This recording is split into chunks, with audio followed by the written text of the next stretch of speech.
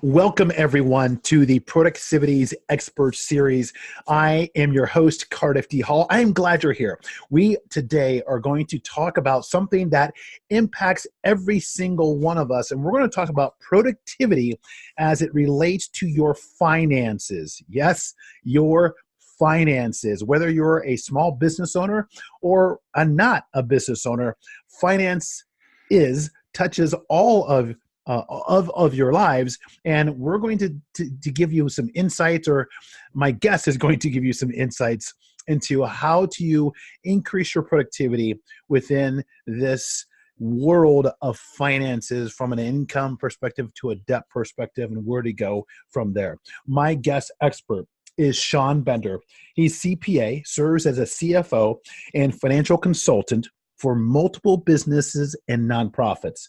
In January of 2016, he launched Bender CFO Services to help small organizations gain the financing and accounting acumen to develop strategic growth, measurable results, and ultimately financial success.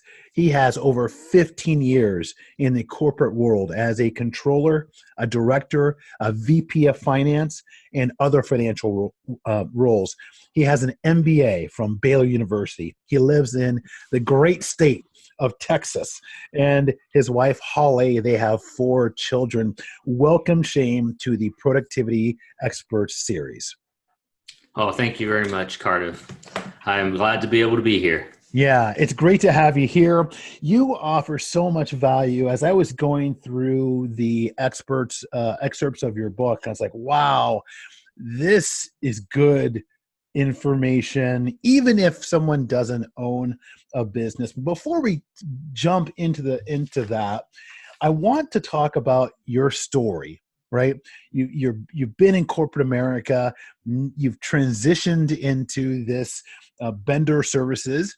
Talk about that and give our folks who are watching a little bit more of your background.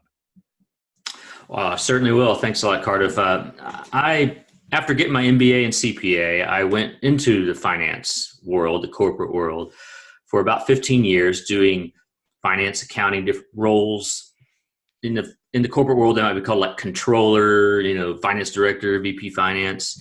I even way back, I worked at KPMG as an auditor.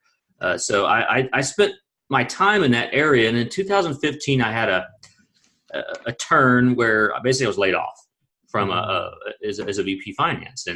And so I went through this journey of, okay, where can I add the most value with the most people? How can I truly make an impact? And I had not been happy in that previous job, really. And so I was doing a lot of soul searching. And I remember that I have an interesting story about that time, because, I'm a spiritual Christian person, and I do a lot of prayer. And so I was praying. I was like, what do I do now? And I was sitting in my closet, and I just had this thought to look in my safe for this watch. Actually, sorry, to look in my safe. I didn't even know what I was going to look in the safe for. That was just kind of open the safe was the thought. So I opened the safe, and there was a watch at the bottom of it. And I looked at this old watch from my dad, who had passed away 35 years before that point. And I looked over the back, and I saw an inscription on it that I'd never seen before. And it just said, "God loves you, Dad," in a comma, Dad.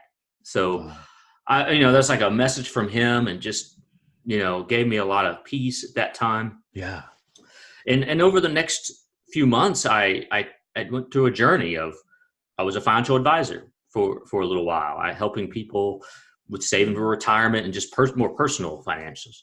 And then in late 2015, I really came to the conclusion that I could do a lot more and use my skills from the corporate world and from the 15 plus years to do and help small businesses. Right. And I came across the concept of part-time CFO or fractional CFO, different words are used for it. And I just I never heard about that, but I know that if you're a small business, and when I say small business, I'm saying like 20 million in revenue and below.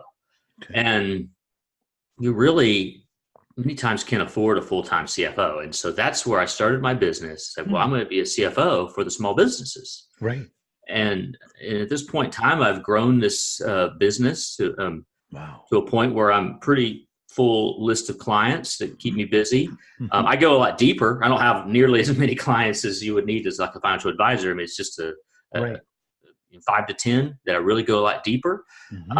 And we'll talk a little bit more about some other things that I'm doing. I wrote the book, became an author this year. So Congrats on that. Future book. So Yeah. Well, that's a tremendous story, and it's so, it's not ironic. It was meant for you to open up that safe, right? To take a look at that watch, and so many times, if we are attuned to listening to the voice, and whether you're a believer or not believer, there will be times in your life where you'll hear this voice tell you something, and you may shake it off. But I'm glad that you shared that story with us, Steve, because you went and follow through, and that's the biggest part. And you follow through to write a book, and your book is called Forecast Your Future: How Small Businesses Exchange Stress and Chaos for Cash and Clarity. First off, great title. And I'm very intrigued to dive into the book. So there's a lot about this book that I really love. And you say in your book, Shane, that you can predict your financial future. Can you unpack that for us? Yeah, man, the title, it's kind of like, okay, what do you mean I can predict my future? No one can tell the future. That's a little like crystal ball type thing. Yeah. And I mean, the thought is that, many times we look at the weather forecast, we look at what's happening, but we have no control over what's going to happen in the weather forecast. Really, at the end of the day, there's so many things that are outside of our control.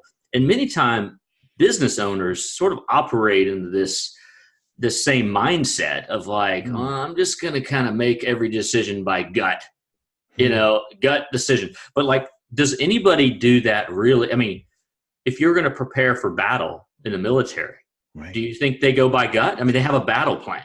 Right. I mean, that would just be a disaster to do by gut. We do the same thing when we plan for vacation. We have a plan. We do. I mean, I'm pretty sure that if we were going to go through surgery, we'd want the surgeon to have a plan before they go into surgery. And I was like, well, I'm going to open them up. Well, I didn't expect that. So that's the point, it's like we can do a lot more than we think. Yeah. And so that's the premise of it. And the book is much more in line of putting together a financial ways to build that plan, to build that forecast, a working plan. I'm not saying something, okay, we build it. Best quote that I like to quote a lot, and it's a military quote from the United States president, former United States President Dwight Eisenhower, who was also a 5-star general. He said, in preparing for battle, I find that plans are useless, but planning is indispensable. The process of planning is indispensable. Right.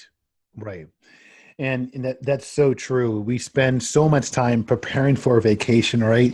And as entrepreneurs, it's called the wing it method sometimes. It's like, well, I think I should do this, so we do that. Or maybe entrepreneurs are following a certain guru, and we'll go this way. And then another guru says, no, go that way. And we do this like ping pong effect, and I know it impacts the financial bottom line of a company.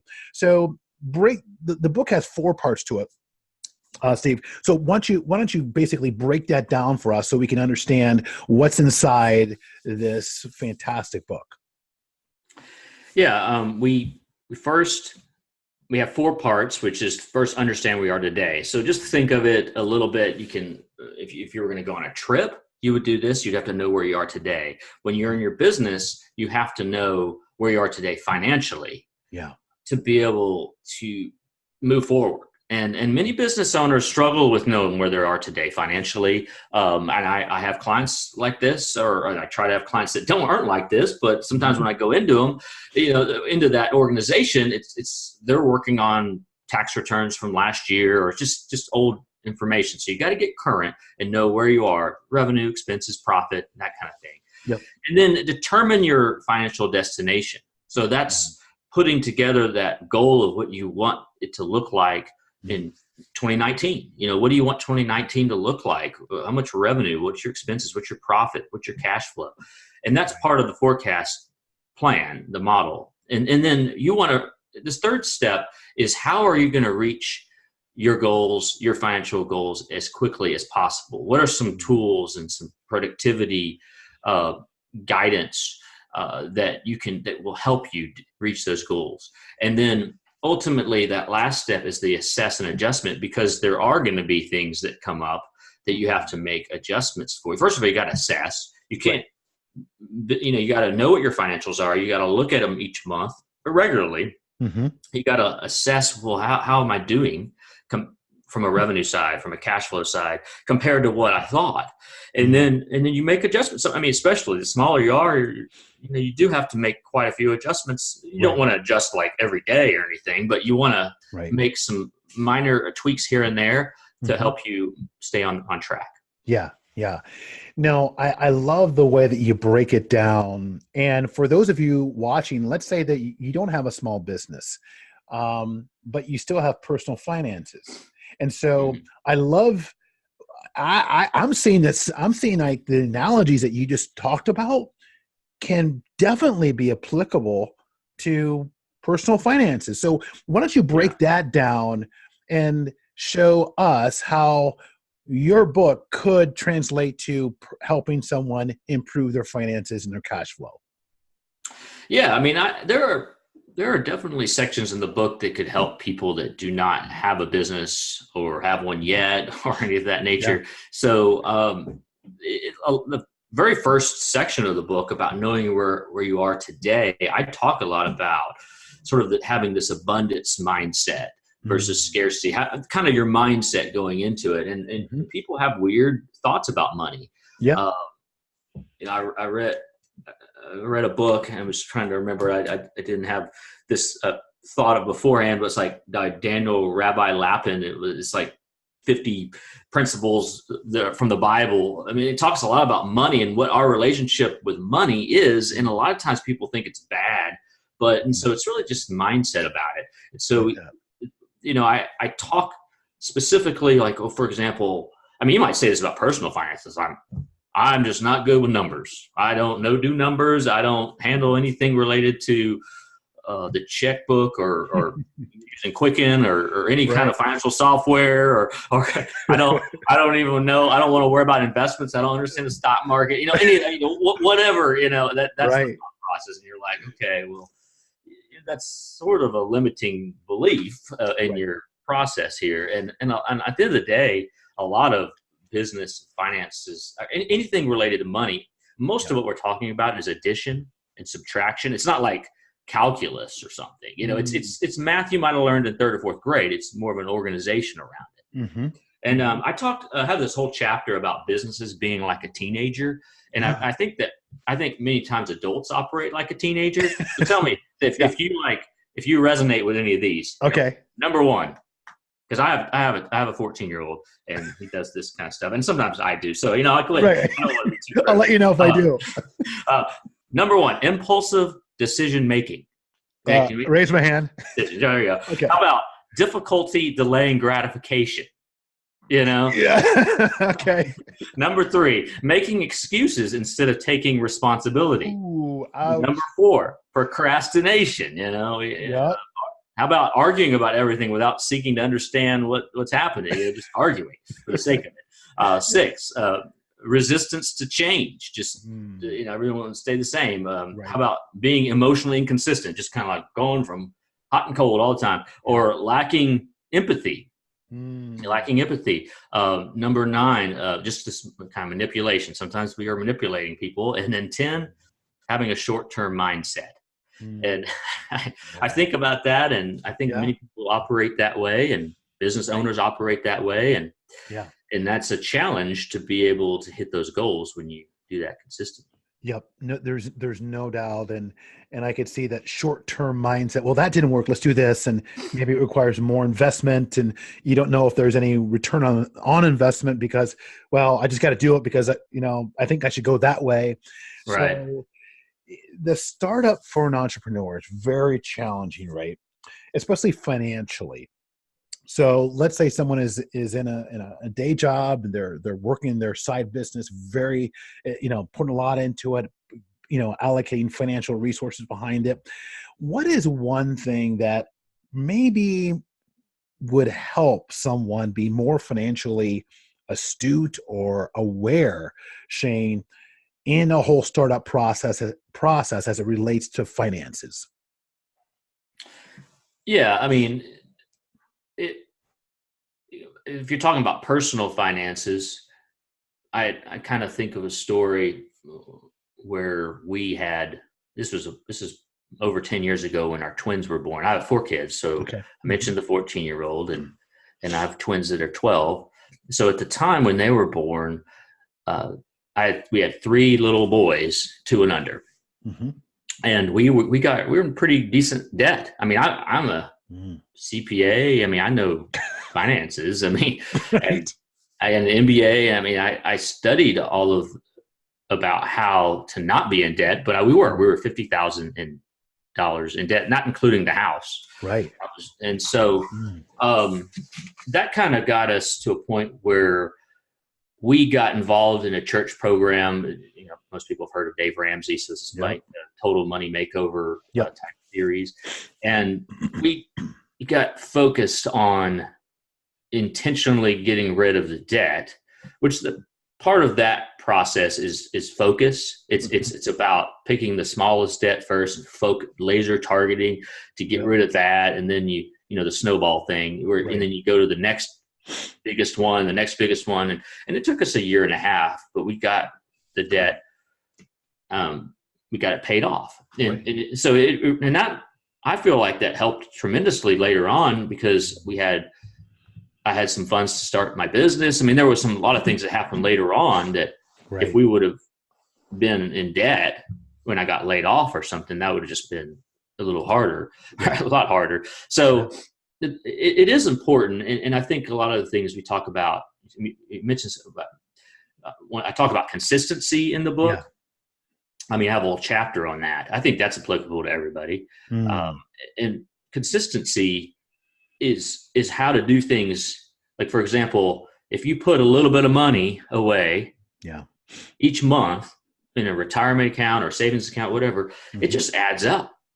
I was trying to remember the statistics. I pulled it up to remember, but I think it's, if you give, if the age of 25, if you put 10% of your money from 25 to 65, so that's a 40-year period. You're putting 10% of your money. Let's just say you averaged over that 40-year period making $70,000. Now, you're probably not making $70,000. I mean, you might not make $70,000 at the beginning, but over a 40-year period, let's say you averaged making $70,000 a year. So in a situation where the returns on the market went up 10% on average, you'd have $3 million when you're 65 years old. So that's an example of consistency. Okay, we can do a little bit each month.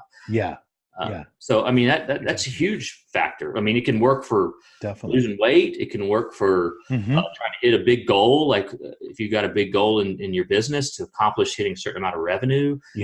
Sometimes it's really hard when you think, oh my gosh, I got to hit that. But when you start to break it down and just do consistent actions, it helps. Yep, exactly. Now, I've heard a lot of entrepreneurs talk about how much, their top line revenue is, right? But I'm a business guy and I know it's all about the bottom line profit number. And so can you kind of just break that whole mystique down for us, Shane, as small business owners? How do we look at the top line versus the bottom line? Because I don't hear hardly any entrepreneurs talking about, here's how much I made in profit. We always hear the numbers. Oh, here's how much, I'm a 7-figure earner. I'm an 8-figure earner, but I very often do I don't really hear a lot of anything coming from the gurus in terms of, here's how much profit. bottom line profit I made. Yeah, I think also well, part of it is that for some particular reason it's kind of where it's like revenue and how to generate more revenue and sales. That's what entrepreneurs and small business, that's what sells actually. That's how they make their money. I mean, Right. people want to listen about, well, how can I grow my business? And that's hugely important. And we'll talk about the course later on, but in the Yeah. course, we talk about revenue, but then we have a whole section about expenses. And the thing is usually business owners focus on two things: revenue and cash. The thing is cash is basically your profit plus a few other things that people don't think about, Mm-hmm. because profit still might not tell you if you have any cash in the bank or Well, not. that's true. Right. You could have it all stuck in receivables. So you still got to collect the money, or you could have it. For example, you had a huge tax bill that's coming up. So you're making a lot of money, but you got to pay the tax bill, and that swipes all your cash. There's a lot of ways that you could be profitable. You could have a lot of revenue. You could even be profitable and not have cash. But we talk a lot about expenses. I mean, at the end of the day, I mean, you've got to make some money in this business. I mean, you might not be right off the bat if you're a startup. You got to be reasonable about how long it's going to take to make a certain level of profit. And that's another reason why I talk about building a forecast model. Even if you're a startup, or you're on a side business, or you've been in business for a while, because you can see that. It actually is encouraging to see that there is a path to the point where you're going to start to be able to pay yourself a good paycheck, and you're going to be able to start taking distributions out of your business to pay yourself. And that's when it gets to be a lot of fun. Yeah. So, but yeah, I mean, there are, if you make a lot of revenue and you don't look at your margins, a lot of the expenses are going back out. You start to talk about employees and other expenses. If you don't look at them and be, somewhat, frugal, you got to be smart about how you do it. Yep. At the end of the year, you could make millions and millions of dollars, and you don't have anything left. I mean, it's like I worked really hard for no profit, Right. No, I think that's great that you have a whole section on expenses, because unfortunately it's part of a business, right? And even if you don't have a business, you have expenses for your personal finances, right? You've got expenses, and what do I need to do to trim those expenses, or can I outsource, or can I do something else to shrink that? So I'm glad that you have a section in your book on that. So I know, Shane, that you do some journaling. So I want to kind of flip the page here to talk about journaling, because journaling has been a part of your process. So talk about, when did you start to journal, or do you remember your very first journal? Well, I mean, technically I've been journaling some for a while, but when I really started journaling for real, more on a daily basis, because that's where it started to matter the most, was shortly after I started my business in February 2016. I got a hold of the Freedom Journal by John Lee Dumas. Yes. And that my number one goal was, okay, I want to have a business that's sustainable. Right. Yeah. I need a certain amount of revenue. It was a revenue goal by 100 days. Right. And so in that journal, I built the habits of thinking through, okay, what am I grateful for? What's my number one goal? Writing that out. What are my top 3 things I'm going to do today? There was a kind of a recap at the end of the day where we would assess what were 2 good things that happened that day, and what are some things that I struggled with. And some days it's like it was hard to come up with 2 things that were good, and some days it just varies, Right. But you write down 2 things that I struggled with, and then you write down solutions to help you overcome those struggles. Right. And I would do that every day for 100 days. And I used that journal first and built those habits. And I did, I reached almost the goal. It was close. I would have to say that I don't know if I would have reached the goal at all if I wouldn't have had that. It built a lot of the habits that I needed to consistently go out and talk to people and generate revenue. And I since then, I mean, today I use the I don't actually use that journal today. Today I use the Full Focus journal, Okay. uh, which is Full And Focus who's Planner. that by? Full Focus Planner. I'm saying that wrong. Is Okay. by Michael Hyatt, Michael Hyatt. Okay.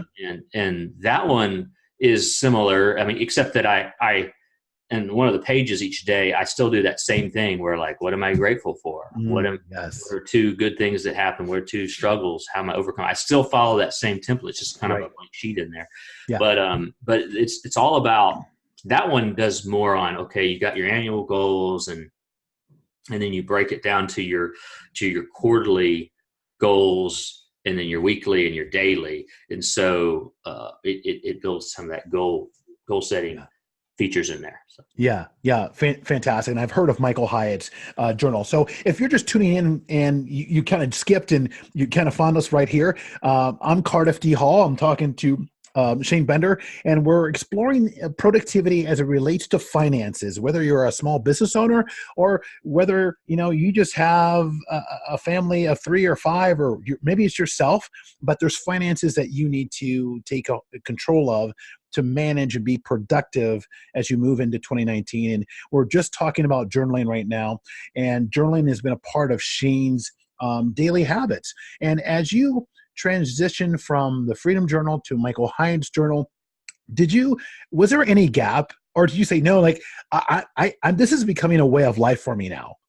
Well, I mean, it's kind of like consistency. We go back and talk about that. When you start to build a consistent habit, eventually you get to the point where, like, if you don't do it, you feel like you forgot to do something, like you forgot to brush my teeth or something. So, I mean, it got very much, I'm missing something today. So I really don't think there was much of a gap. I know that I did the Freedom Journal at least one more time after the first 100 days. And then I eventually I was using just a blank journal notepad to do a lot of things. Right. Then I tried about a year ago, I tried the Full Focus Planner. That one, it's just automatically like a quarter, you get a new one each quarter. So right. I've been sticking with that. I would say there was no major gap. I really enjoy doing it now. Good. And then let's talk about some of the benefits real quick for us. So what are some of the benefits that you've seen or you've experienced by doing this act on a consistent basis? Yeah, I mean, it's first of all, I told you I wrote a book this year. Right. Well, yeah, exactly. Writing a book is not easy, and it's not just writing; it's editing it and then marketing it, and it's just this process of that I needed some accountability there. And the journal, to some degree, is a form of accountability, exactly, in and of itself. And I just don't know if I would have had the book written and done this year, published this year, had I not had the journal. It's helped me in my business. It helps me a little, actually can provide a little bit of peace. Like, for example, if you're having a bad day, I think what happens with people is sometimes you let things go in your mind a little bit worse than they are.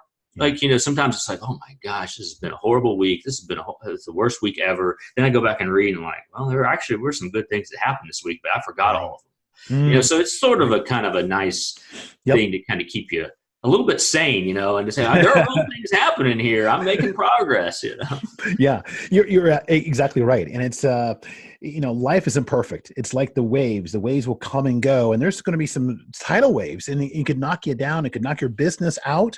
But if you're consistent in what you're doing and you have this habit, the journal will provide a source, a foundation for you to go back to and write down and really be able to be present in the moment.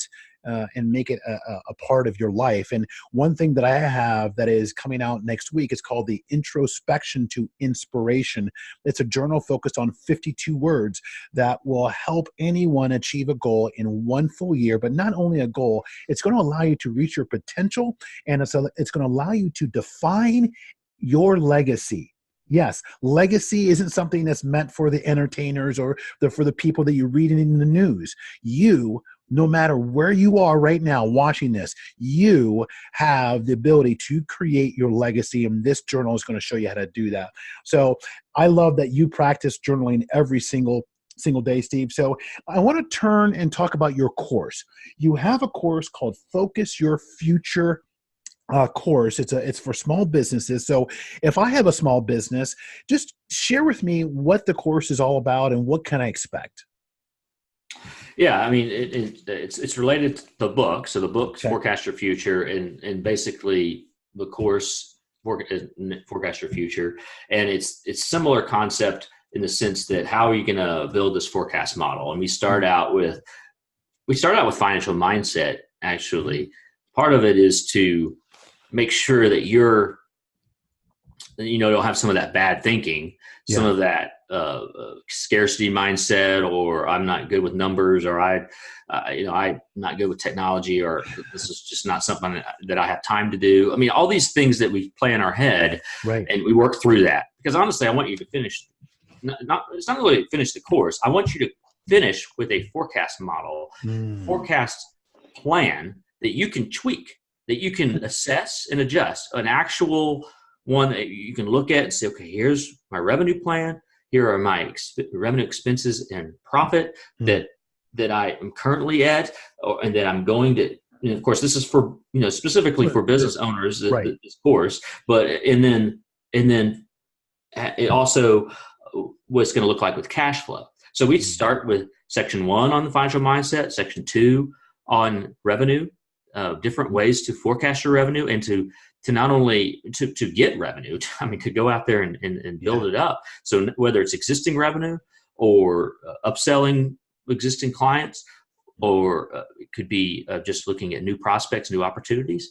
Yeah. And then we go into expenses in this section 3, which is what we talked about a little bit earlier. I mean, what's cost of goods sold? What goes in that? What's your margin? Mm-hmm. What should cost of goods sold be for your industry? And then we move into compensation. How do you know when to hire somebody? How do you know what are the expenses that go into that? If you're a larger business and you're starting to hire people and you get to a point where you want to provide benefits, to retain them as employees, we talk about that. And then operating expenses, other travel and marketing and dues and subscriptions, software, and all the things that you need to run your business to the point where you get profit, your profit margin. Mm-hmm.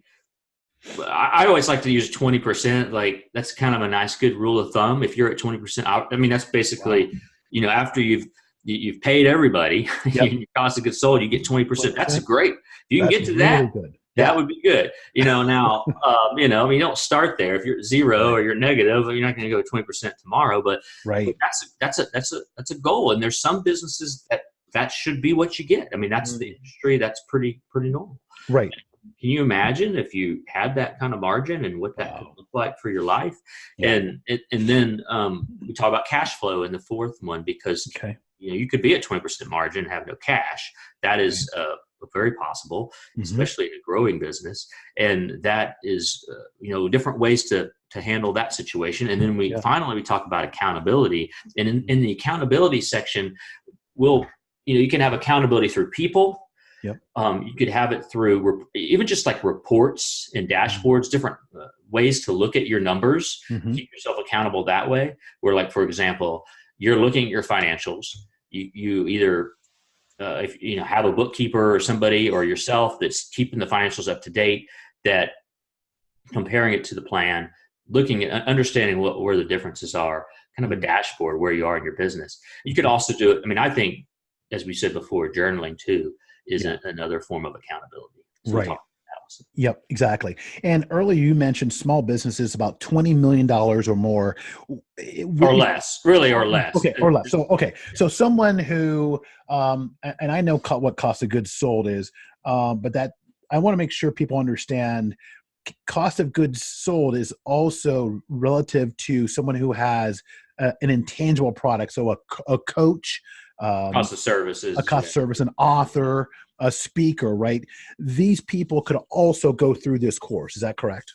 Oh yeah. In fact, some people, cost of goods sold is not a factor. There's a lot of, some expenses don't apply to every business, some expenses to other businesses. So I try to talk through different ones. But you might have a situation though, what we might want to call cost of service is like, let's just say you are a coach or some kind of a consultant, and you have to utilize another contractor to to get your services done. Like maybe you come to the conclusion that, I do this a little bit in my business.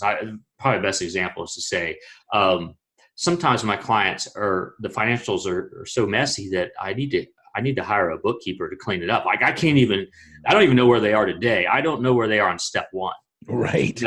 They might say, hey, I want to get an investor. I want to get a valuation on the business. I want to maybe sell the business, or there's some reason why, or they want to do their taxes, whatever the case is, they need to know where they are today financially. And of course, to be able to kind of move through this course, that's going to be important. Well, I'll hire a bookkeeper. Well, the bookkeeper, it'd be better for me to hire a bookkeeper than me to do the books, just I just determined that was better for my business. And so that's kind of like a cost of service. Sure. Yeah, it is. Yep. Exactly. Okay, good. Because I wanted to make sure that people watching this, if they have a solopreneur business, right, where they, or they're a consultant, or they're a contractor, they create homes, whatever it is, right, they're still working with other parts. And so your course, and I'm kind of excited about this because as a solo entrepreneur, small business owner, I think what you have is just so it's needed. It's like the shot, right? That's needed to forecast your future as best as possible, being, on your own outside of a corporate 9-to-5 job, and, the ups and downs and the whole entrepreneur roller coaster. Yeah, no, I like I said, I think that it's for all businesses. Yeah. I mean, it's not, when you're a solopreneur, it's not nearly as involved. I mean, it didn't take nearly as much time to go through the process. You don't have to go. I mean, if you have a team of 50 people, you got to coordinate all these different, leaders in your organization together to build a forecast. When you're a solopreneur, you sort of can do it yourself, and but it's just the act of doing it. I mean, if you spend a couple of hours up front doing it and just review it on a monthly basis for 30 minutes to an hour a month, you'll find that pretty highly valuable. Plus, you get a little bit of accountability because you might have a bookkeeper or somebody helping you with your finances, and that you want to make sure they're keeping that up to date for you, so you know what's going on. Yeah, fantastic. Well, we're about to close up the productivity expert series, focusing on finance. Give us where can we your book? So where can we find your book, and just share with us, where can we get a hold of this course?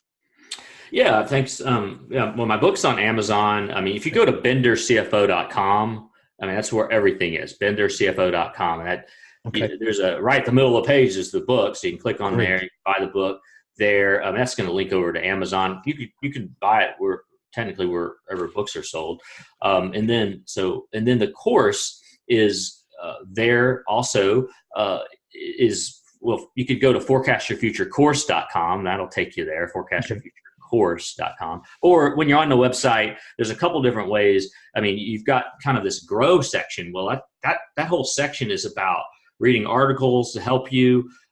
It's where you can download forecast templates. So there's a way for you to go, and for free, I give you a forecast templates and the instructions right there on the website. And then you can also sign up for the course. Fantastic. Well, a number of resources for you to tune in and to get your hands on. If maybe you're not a business owner, maybe you should just pick it up just to get some good tips on the whole mindset of finances, how to run your own personal budget, and so forth. So there's a lot of great information here, even if you're not a small business owner. But at the crux of it, obviously, one of the top 10 goals, always at the top of the year, is, well, I need to manage my money better. I want to get out of debt. Right.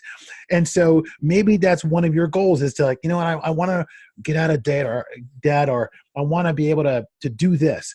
Well, it starts with being disciplined, and it starts with consistency, which Steve talked about. So Steve, thank you for joining and being a guest in the first ever Productivity Expert series by myself. I thank you for your time. Your book is going to help many business owners change that stress and chaos to cash and clarity so they can predict their future. So thanks for your time, and thanks for being here with us. Thank you very much, Cardiff.